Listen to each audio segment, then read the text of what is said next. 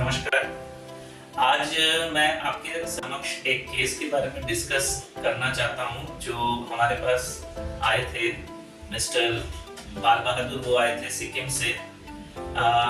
वो जब आए थे हमारे पास उनको यूरिन का फ्लो जो था काफ़ी कम था एंड साथ में उनको बहुत ज़ोर लगा के पेशाब करना पड़ता था।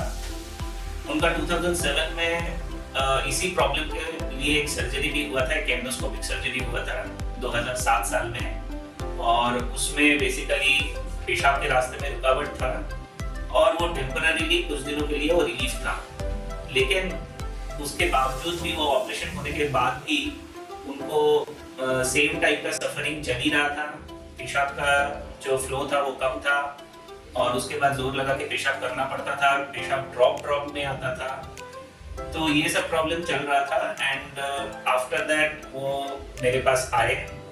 हमने सारे इन्वेस्टिगेशंस कराए और करा के देखा कि उनके पेशाब का जो रास्ता है जिसको यूरेथ्रा बोलते हैं वो यूरेथ्रा में स्ट्रक्चर है जो बेसिकली ऑलरेडी एक बार फेल हो चुका है ऑपरेशन करके, एंडोस्कोपिक ऑपरेशन करके। तो हमने उनको ऑप्शन दिया कि हम लोग बेसिकली इसका परमानेंट सोल्यूशन अगर करना है तो एक वो जो स्ट्रक्चर है उसको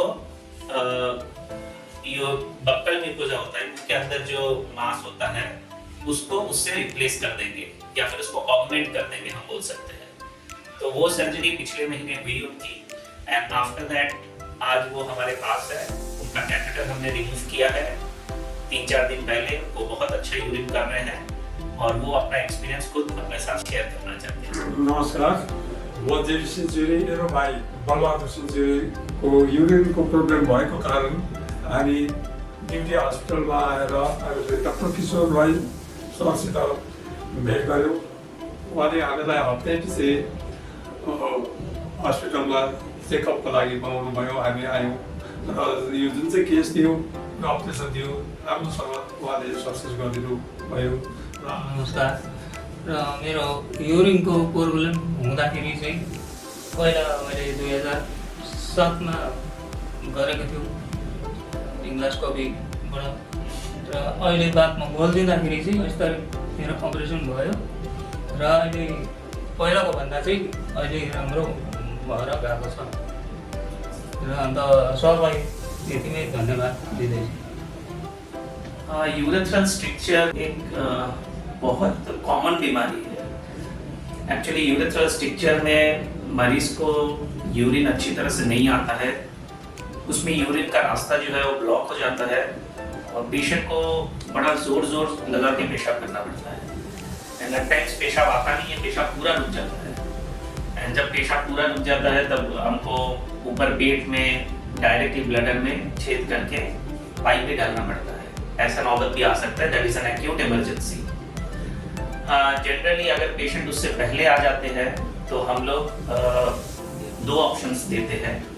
अगर रास्ता बहुत ज़्यादा नैरो नहीं है और स्ट्रक्चर बहुत पुराना नहीं है या फिर स्ट्रक्चर बहुत लंबा नहीं है तो फिर हम लोग एंडोस्कोपिक सर्जरी की बात कहते हैं। That is called DVIU, direct vision internal urethrotomy, जो इनके पहले भी हुए थे 2007 में। अगर मैं उसका सक्सेस रेट बोलूं तो that success rate is around 30 to 50% and maximum case में 50 to 70% केस में ये फेल हो जाता है। रीजन बीइंग कि कभी स्ट्रक्चर बहुत लंबा होता है, स्ट्रक्चर काफी डेंस होता है। और एक जो ऑप्शन होता है वो यूरेथ्रोप्लास्टी होता है। यूरेथ्रोप्लास्टी बहुत तरीके का होता है। जो इनका हम लोगों ने किया है वो ऑगमेंटेशन यूरेथ्रोप्लास्टी बोलते हैं हम उसको। जो स्ट्रक्चर एरिया है उसको ओपन करके उस जगह पे बक्कल म्यूकोजा हम लोगों ने लगाया हुआ है। वो अपने ही उनके माउथ के अंदर का है बक्कल म्यूकोजा, अंदर की तरफ होता है, जो बाहर से कुछ नहीं दिखता है कि कोई ऑपरेशन हुआ है कि नहीं, एकदम से नहीं दिखता है। और उस जगह पे हम बैठा देते हैं और उसके बाद एक कैथेटर सूचर करके कैथेटर से उसको रास्ते को बना देते हैं। एंड कैथेटर हम लोग जनरली 3 to 4 वीक्स में रिमूव करते हैं। इनके केस में मैंने 3.5 वीक्स मतलब में रिमूव किया था उससे पहले एक पेरी कैथेटर आरजीयू किया था जिसमें देखा गया था कि पैसेज एकदम से ओपन है, और वो कंफर्मेशन होने के बाद मैंने उनका कैथेटर रिमूव किया. He avoided very well and he is very satisfied and now he is going back home at Shiki.